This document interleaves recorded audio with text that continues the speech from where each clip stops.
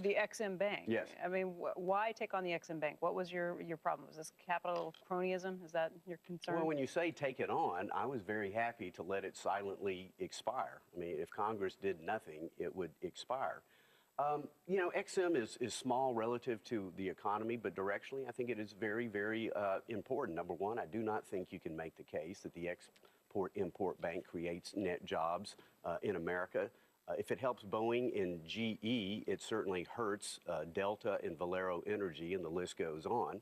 According to the Congressional Budget Office, if they used honest accounting, Main Street accounting, GAAP accounting, fair value accounting, it would be losing money for the taxpayer, not gaining.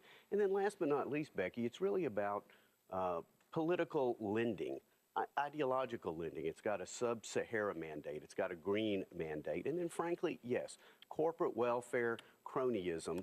I think most Republicans, and we're having this discussion within the family, believe that your success ought to depend upon how hard you work on Main Street and not who you know in Washington, D.C. What about when you're competing with Airbus from a different nation that has lots of backing from its countries that it's supported by? I mean, when you're Boeing and you're competing with an Airbus who does get this help from the Europeans, it puts you at a distinct disadvantage.